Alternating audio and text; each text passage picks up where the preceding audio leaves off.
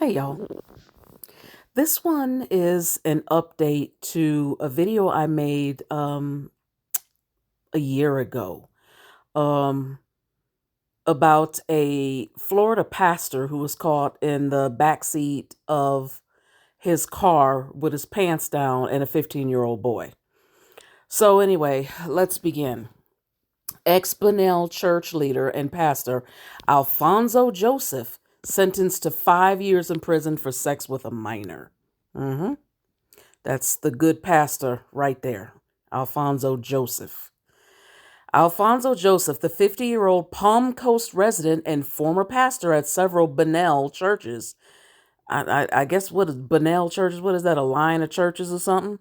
Anyway, he was sentenced this afternoon to 5 years in prison, followed by 10 years on a sex offender probation after pleading guilty to having sex with an underage boy. Joseph will be registered as a sex offender for the rest of his life and will have to follow rigorous sex offender conditions once released from prison, where he will not be eligible for early release. His conditions include prohibition on working or volunteering as a pastor or church leader in any capacity. Joseph has been a pastor at Vision Cathedral and Destined for Greatness Ministries in Bunnell. Vision Cathedral and Destined for Greatness. Probably another prosperity preacher. Anyway, the sentencing was scheduled following an open plea, meaning that the judge would have decided the punishment. But this afternoon, the lawyers in the case told Circuit Judge Terrence Perkins that they had renegotiated the plea to include a proposed sentence, to which the judge agreed. The sentence was negotiated between defense attorney Stephen Robinson and assistant state attorney Melissa Clark. Joseph had faced a maximum of 15 years in prison. Joseph was arrested late the night of July 14th, 2022. A noise complaint about loud music spilling from a car parked at the disused Matanzas Woods Golf Course in North Palm Coast drew law enforcement there. Sheriff's deputies found Joseph in a Toyota Camry with a 15-year-old boy. The pastor and the boy were in the back seat pulling up their pants. The boy told authorities that he had met Joseph on a dating app. Joseph had picked him up at a particular address and driven him to the golf course. Joseph told deputies he and the boy were just chilling. Okay. Joseph posted bail on a $15,000 bond within a day of his incarceration. I'm sure the church funded that, or church funds made him be able to get bail within a day. He had been free until today when, wait a minute. So he'd been out, anyway, okay. He'd been free until today when he appeared in court with some 10 people sitting behind him in the gallery, some of whom might have testified on his behalf. Wow. Had it still been an open plea and their testimony could influence the judge's decision. That is some crap.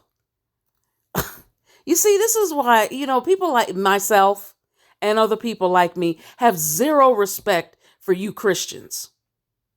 Anyway, the victim's mother attended by Zoom and briefly addressed the court.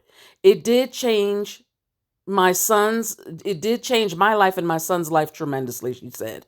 I went through a lot of mental health things. I just pray everything works out for this gentleman. What?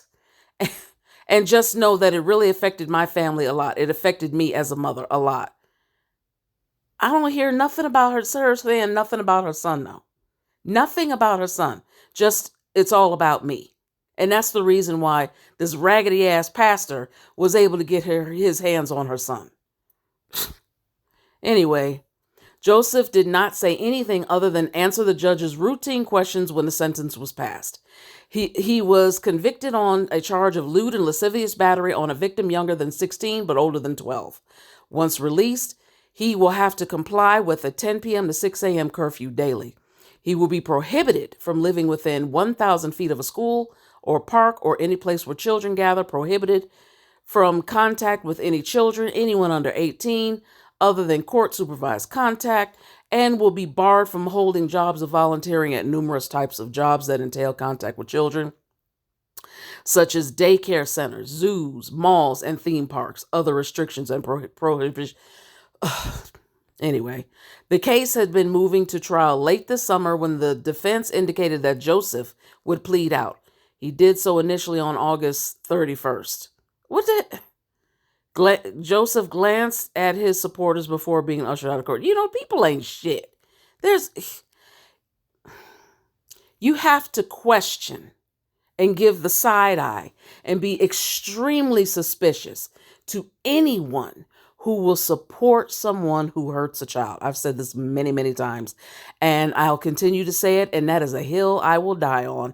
If you are a supporter of someone who puts their hands on a child, then I'm going to believe that you're part of that little netherworld. And that's just all there is to it. You know, this guy's a piece of shit. 5 years isn't enough for him.